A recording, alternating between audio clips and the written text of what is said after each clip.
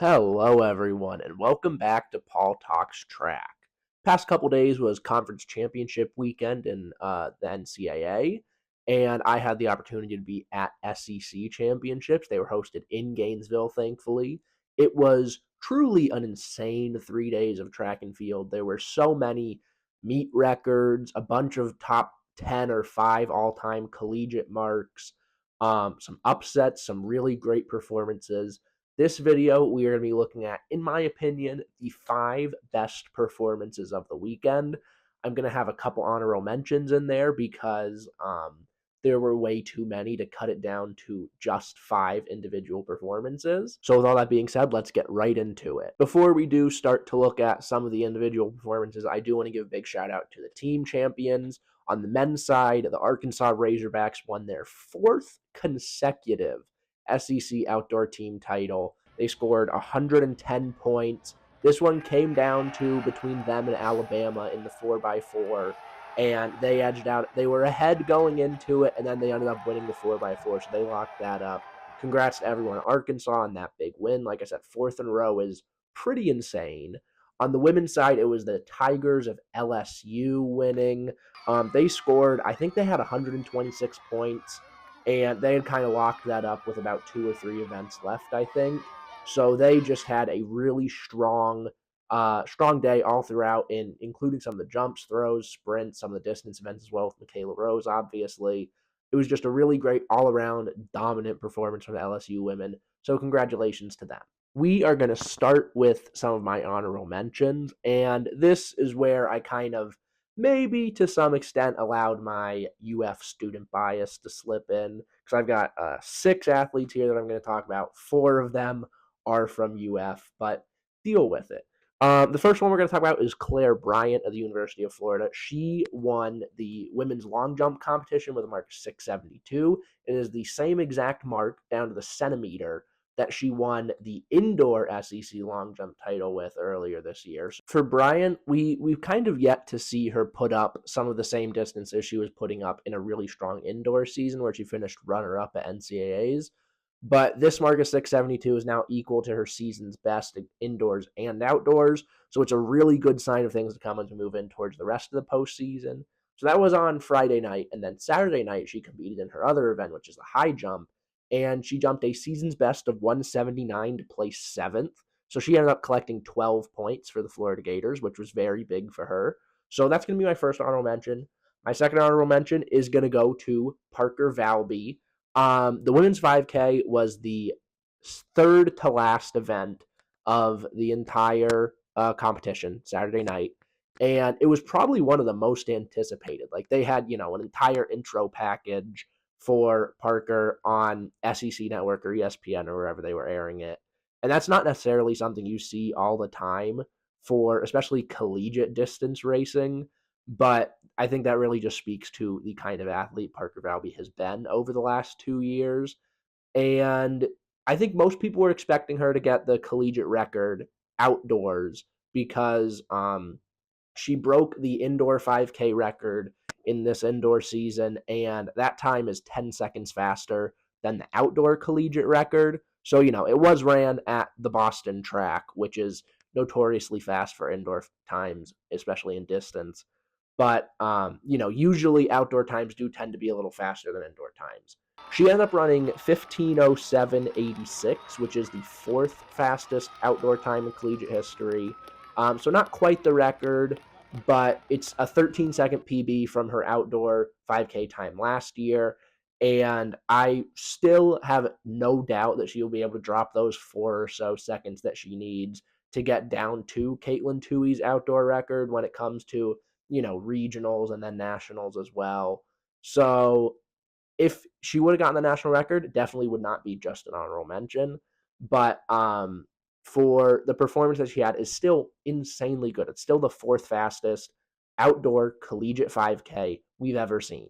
The next honorable mention is going to go to, once again, another UF athlete. This time it's going to be Wanye McCoy. His first outdoor SEC championships as a Florida Gator. He was at Clemson last year, and he really showed out. He dropped PBs in the 100 and the 200, 1993 in the 200, which got him the silver medal, and then 10:02 in the 100, which also placed him second. So he got 16 individual points for the Gators, which was very big. And then he also ran really good legs on the 4x1 and the 4x4 that both finished third.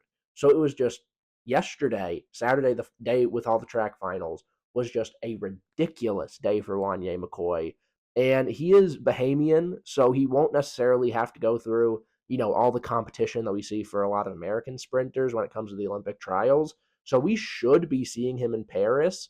And it's going to be very interesting to kind of keep an eye on what he'll be able to do, especially with that 200 dipping under 20 for the first time. Veronica Fraley from Vanderbilt is going to be my fourth honorable mention. She, on Friday night in the women's shot put, she ended up taking the gold medal with a big sixth round throw of 18:29. It was about half a meter personal best, and I think she was sitting in third or fourth going into that final round. So it was just the best throw of her life when she absolutely needed it the most. She moved, I think it was 5 centimeters ahead of Jelani Davis of Ole Miss, and then Davis couldn't respond on her last throw. So Veronica Fraley, with a big-time clutch bomb, ended up taking the SEC Women's Outdoor Shot Put title. She came back the next day in the women's discus, was leading most of the competition, but then Alita Van Dalen of the University of Florida kind of did the same thing to Fraley that Fraley did to Davis the day before. So this time it was round 5, and Alita Van Dalen threw 61.79 to move ahead of Veronica Fraley. Fraley's mark of 61.62 ended up placing second. So, she won by 5 centimeters in shot put, lost by 17 centimeters in discus, but it was still a really strong weekend from Veronica Fraley. Another athlete that is more than deserving of an honorable mention spot is Rachel Glenn of Arkansas. We'll start with the high jump, where, indoors, she became the national champion, equaled the collegiate indoor record. Outdoors, she hasn't necessarily had the same success as we saw indoors yet. She placed second in the high jump this weekend with a new season's best, outdoors season best of 192. So placing second, big team points for the Arkansas women, getting 8.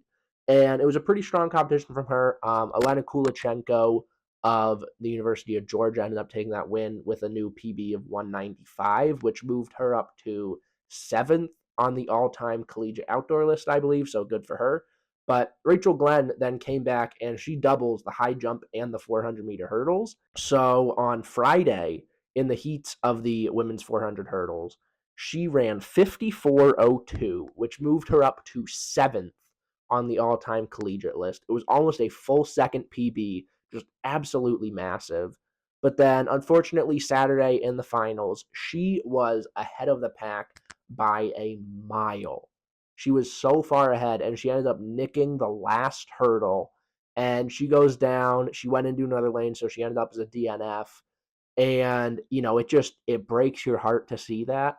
But that 54:02 we saw in qualifying definitely shows potential of something massive going down at either regionals or nationals, especially now with, revenge potentially on the mind and the need to kind of get her get back.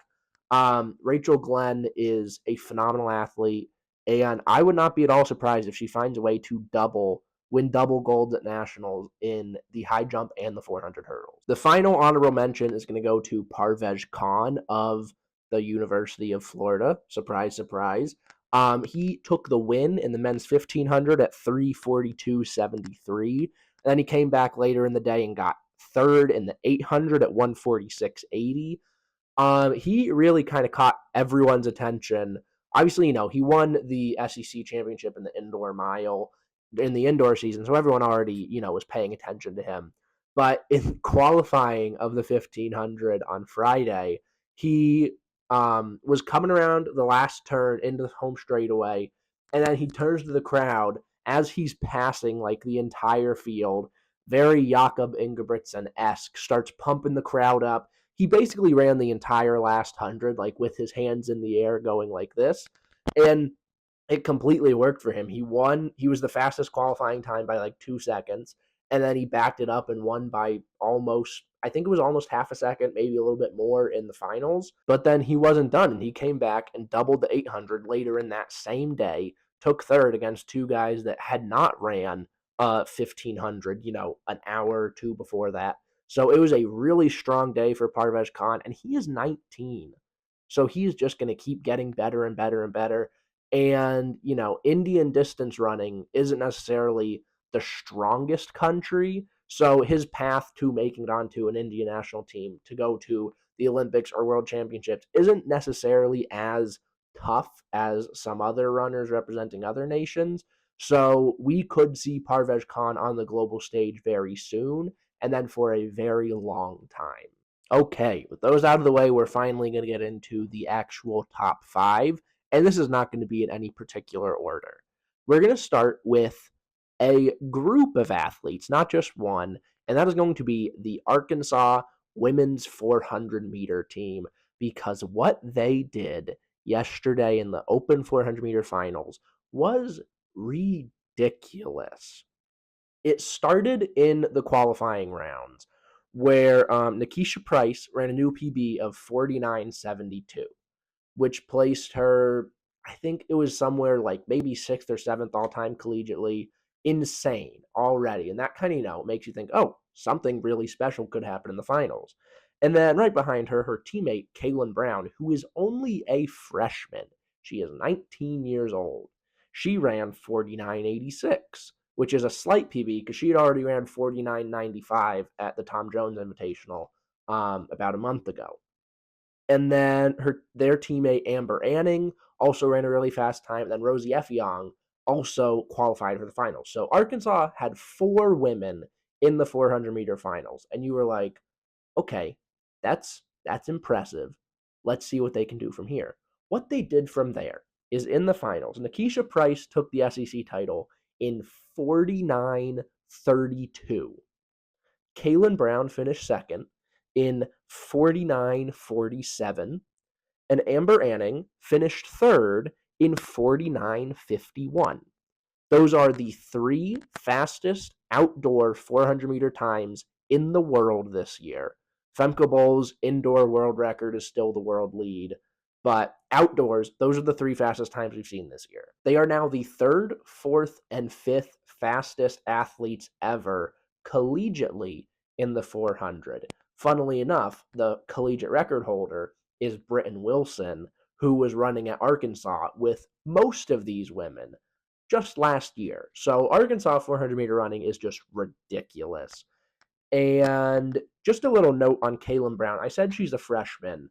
This is, so silly. Her birthday is December 31st, 2004. So she is 1 day away from this still counting as a U20 year for her. If she was born, a couple hours later, probably, her 49.47 she ran yesterday is the U.S. junior record and is the 3rd fastest U20 time in world history. But unfortunately, she was born on New Year's Eve, so that doesn't count as a U20 time. But that does not at all take away from how ridiculous it is that she is running this fast that young.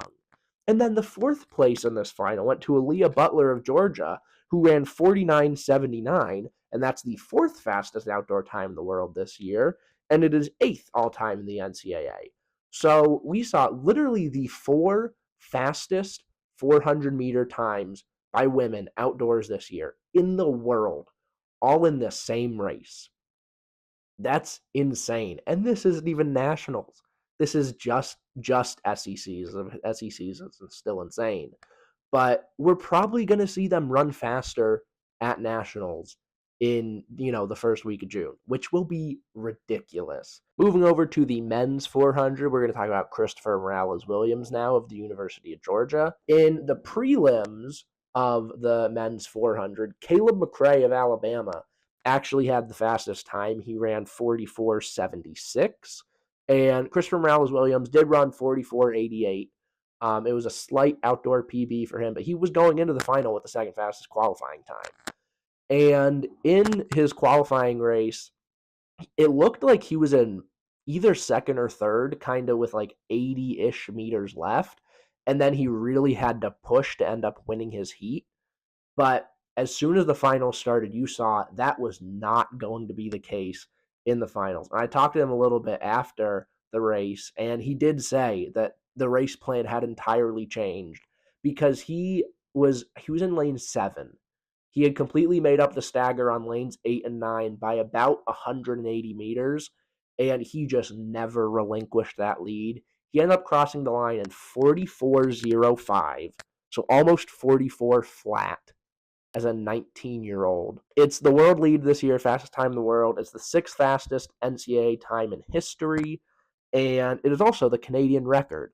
Did I mention that he is 19 and he is the fastest Canadian over 400 meters that has ever lived? That's pretty ridiculous.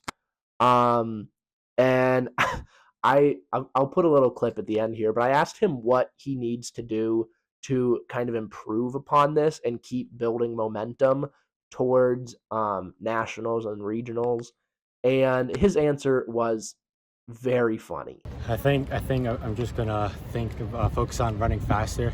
I think if I run faster, I should have a faster time. So yeah, I mean, I don't know. Makes sense. Kind of just make things better. I mean, that's the plan I want. Now I just gotta make it better. So, I mean, just like he said, if he can find a way to simply run faster, then the sky is the limit for him. Obviously, not just this year, because for the third time, I think I've said now in the last 2 minutes, he is 19. So he has at least bare minimum a decade of this elite level running, and he's just going to keep getting better and better and better, and it is going to be so fun to watch, and it will be really interesting to watch him line up in Paris with the top guys in the world, like the Stephen Gardners and the Michael Normans of the world, and it's going to be really interesting to see what he'll be able to do on that global stage. The next athlete I'm going to talk about is Tarsis Oregot of Alabama. He became the SEC champion in the men's 200, with a new personal best of 1975, which is the third fastest time ever run by a collegian. It is really ridiculously impressive. And it wasn't even, the wind was plus 1.0. So not even like a super wind dated time. Kind of like Christopher Morales Williams, he had the second fastest qualifying time headed into the finals, but he was the collegiate leader at 19.9 flat from a couple weeks ago. So I'd say he was definitely still the favorite. In the prelims, he ran 2018 into a minus 1.3 meter per second headwind. So that was a pretty impressive run, especially for prelims where he didn't necessarily need to go all out. And then he comes back, and like I said, he goes 1975 to become the third fastest collegian ever. It's the fourth fastest time in the world this year behind just some normal names like Kenny Bednarik, Letsile Tobogo, and Courtney Lindsay. Not bad company to be in. And then he also, he's much more of a 200-meter runner, but he also showed some really strong 100-meter chops this weekend. He equaled his PB of 10:17 in the prelims, and then in the finals, he dropped it a lot down to 10:06, which placed him fifth. So, it's still not necessarily world class or at the top of the NCAAs, but it's definitely improvement. And improvement in the 100 will lead to, improvement in the 200 theoretically. And this is still just SECs. He's still got regionals and then nationals to improve just in the collegiate season, not even talking about Paris yet. So we could really just be scratching the surface of what Oregot will be able to achieve this year in particular. He is Ugandan, so he shouldn't really have to worry about any national competition in heading to the Olympics. He's been to each of the last two world championships. I believe he's been out in the semifinals both times, but I would definitely expect that to change this year. He's also the Ugandan national record holder already in the 100 and the 200, and he's only 21, I believe. So the fact that he, is the face of a country's sprinting program, really, he's significantly faster than any Ugandan man has ever been. And the fact that he's able to just keep getting better and better and better is really impressive.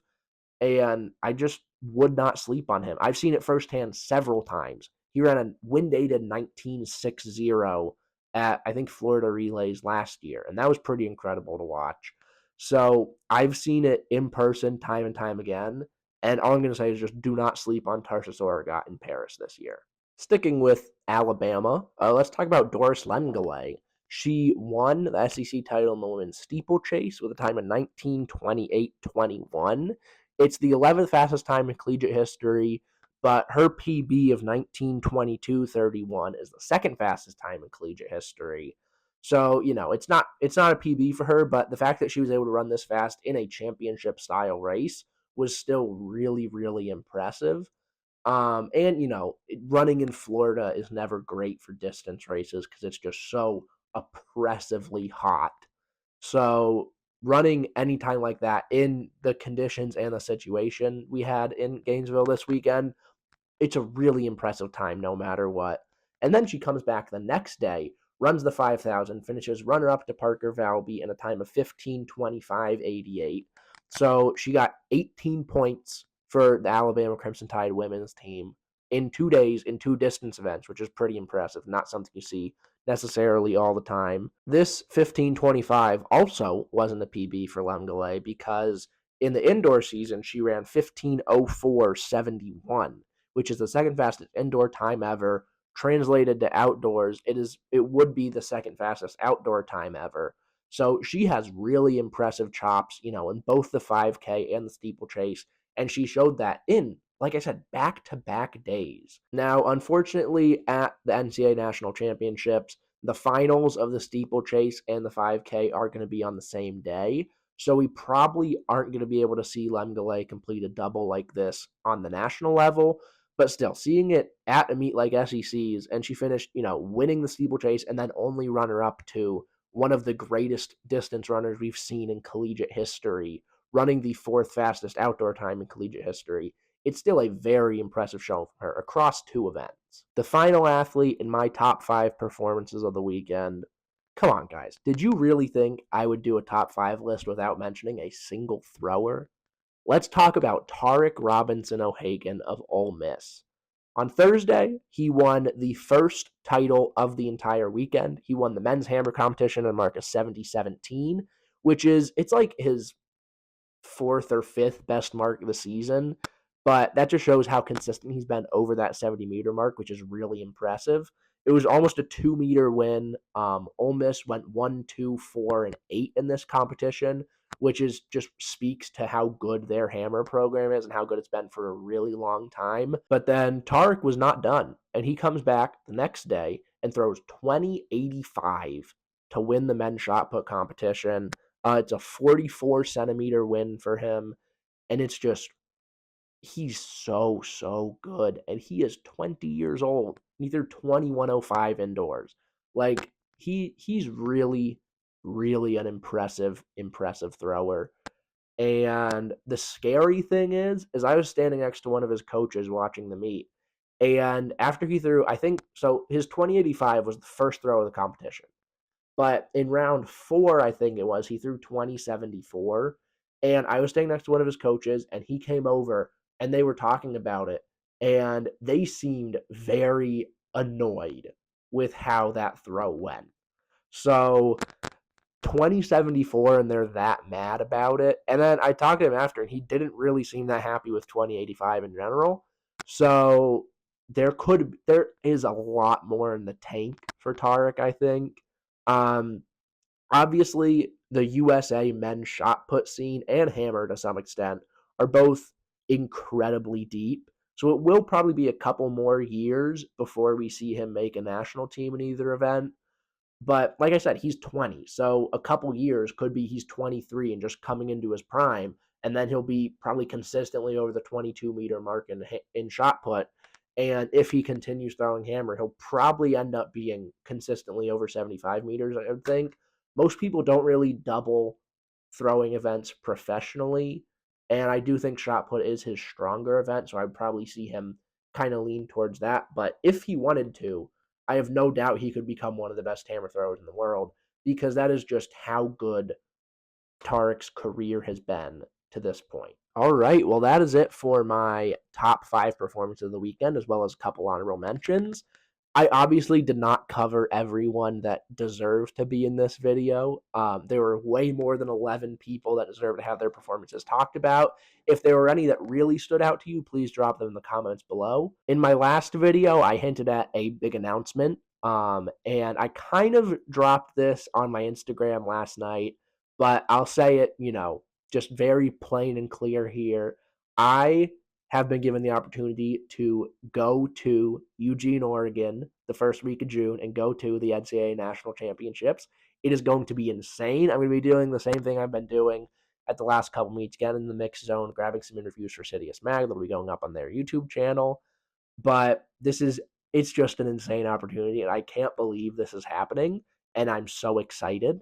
And yeah, there will be hopefully lots of great content to come out of that on this channel, on my Instagram page at Paul Talks Track, and then on Sidious Mag's Instagram and YouTube channels as well. Yeah, it's an incredibly exciting time.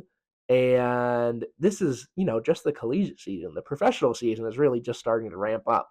So, lots of exciting things going on. I'm probably rambling a little bit here, so I'm going to wrap it up now. Thank you guys so much for watching. Please like and subscribe. Like I said, please follow the Instagram at Paul Talks Track. And I will see you guys next time.